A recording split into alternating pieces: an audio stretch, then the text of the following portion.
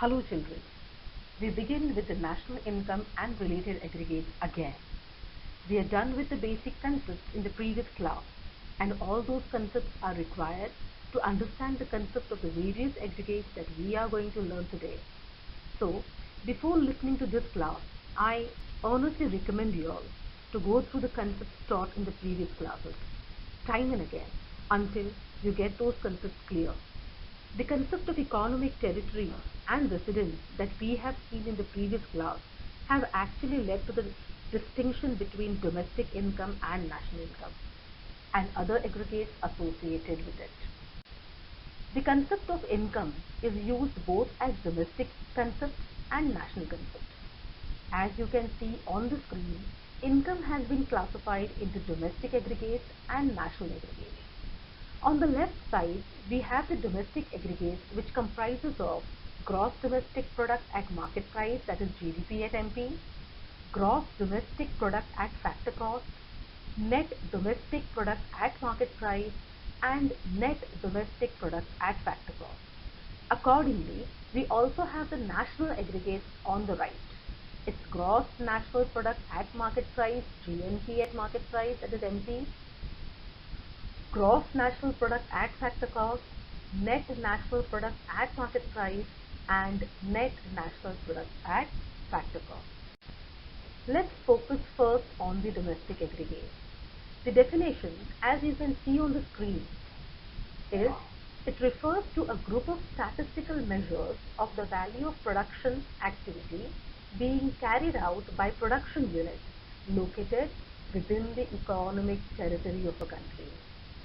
It also means that the domestic aggregate refers to the sum of the values of all final goods and services produced within India's economic territory, whether by residents or by non-residents. These can be arrived at by following any of the three methods of estimating national income. They are production method, income method, and expenditure method, about which we will be learning later. Let's understand the domestic aggregate in detail. The word domestic means belonging to the economic territory, while the word product means production. Domestic product does mean value of production carried out within the economic territory. Domestic income is the sum total of factor income, that is, compensation of employees, rent, plus interest, plus profit, as generated within the domestic territory of a country, no matter who generates it, normal residents or non-residents. Thus, here we need to apply the concept of economic territory and residence to analyze whether the income generated is required to be added to domestic income or not. Next is the national aggregate. The national income is the sum of the value of all final goods and services produced by the residents of a country, both inside and outside economic territories of the country, during an accounting year.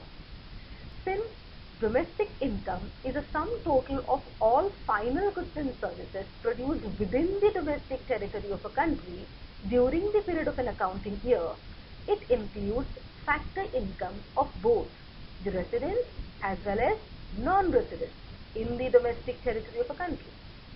It needs to be emphasized that our domestic income does include factor income earned by non-residents within the domestic territory of a country, which is not a part of national income, and domestic income does not include factor income earned by our residents from the domestic territories of other countries, which is actually a part of national income.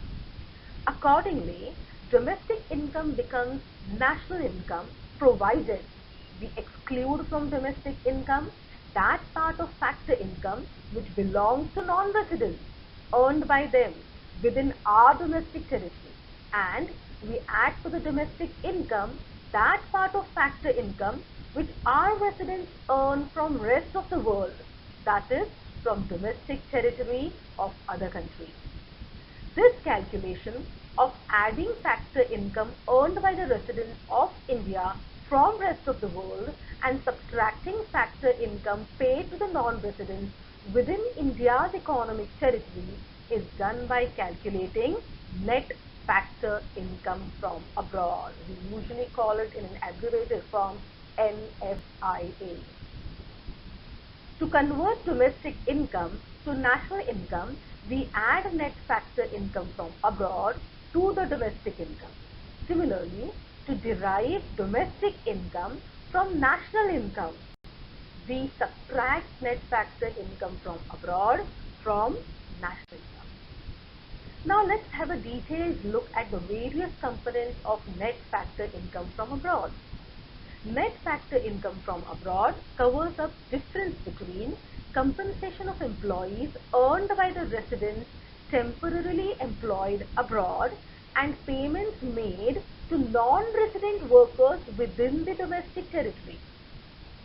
Another component is income from property and entrepreneurship in the form of rent, interest and profit received by the residents of the country and similar payments made to rest of the world.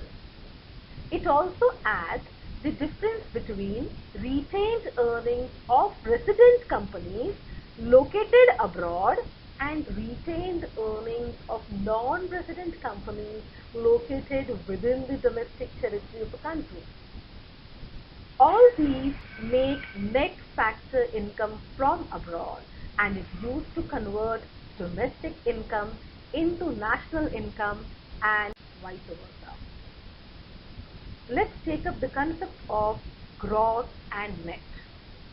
Domestic product is measured as gross domestic product or net domestic product, and it is the depreciation that causes the difference between them.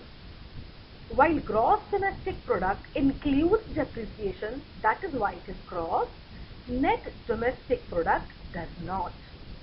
Gross indicates that domestic product is undiminished by consumption of fixed capital.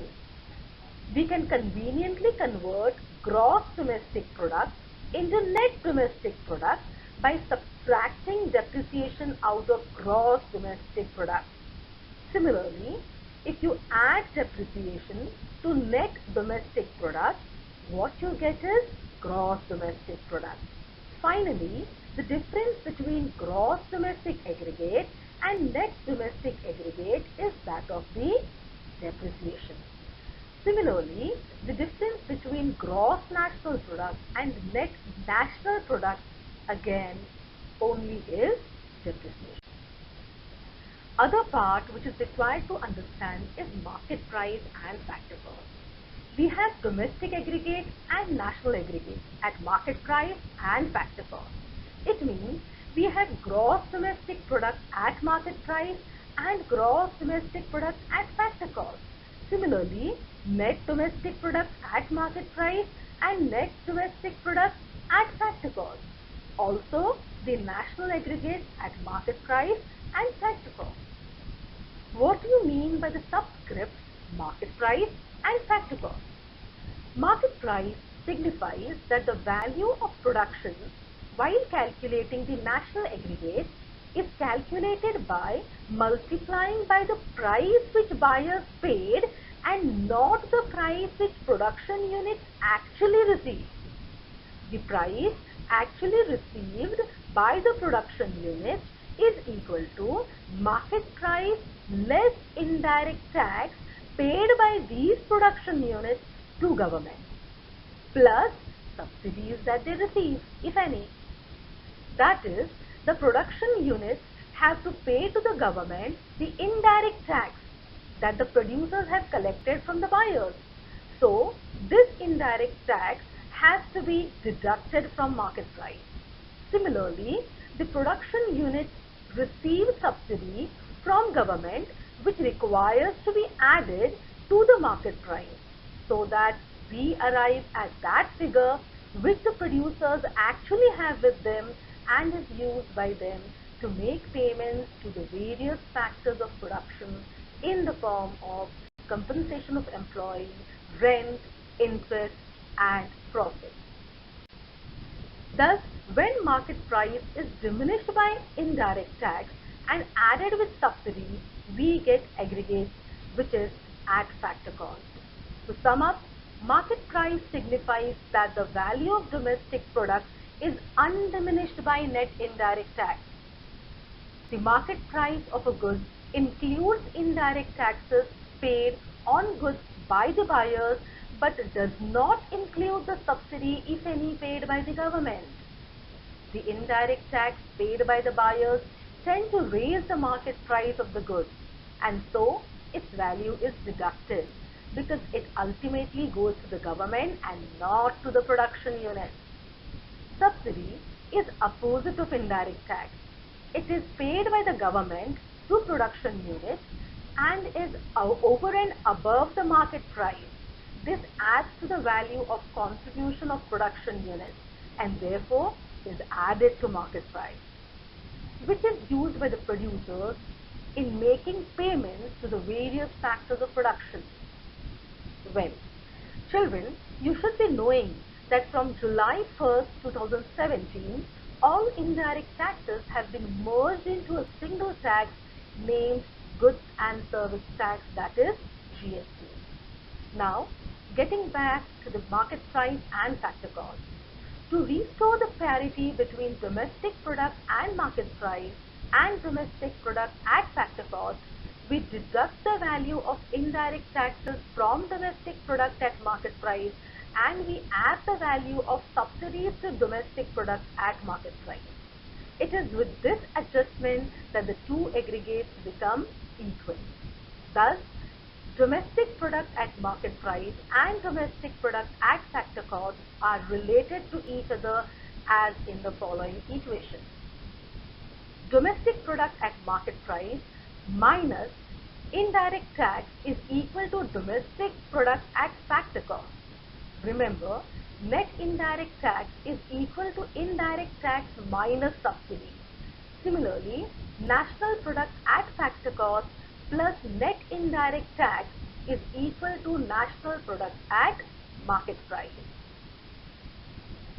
Now, let's see how do we work in applying all these concepts and changing the aggregates from one form to another. As you see on the screen, we have GMP at market price and NDP at factor cost. So how do we convert NDP at factor cost into GMP at market price? Here, G stands for gross, N stands for national, that is, it is inclusive of NFIA, P stands for product, and MP stands for market price, which means it is inclusive of net indirect tax. In NDP at factor cost, N stands for net, that is, it is exclusive of depreciation. D stands for domestic, that is, it is exclusive of net factor income from abroad. P stands for product and FC stands for factor cost. It means it is exclusive of net indirect tax. So, to convert net into gross, we add depreciation to net aggregate. To convert domestic into national, we add net factor income from abroad. And to convert factor income into market price, we add net indirect tax. In this way, we balance both sides of the equation. Let's apply all these concepts and solve a simple question. So, in the question, we are supposed to calculate net domestic product at factor cost and net national product at factor cost.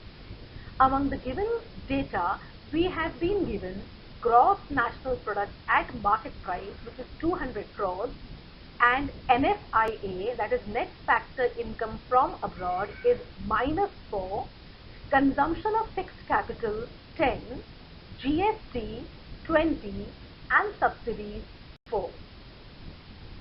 Let's see how we calculate.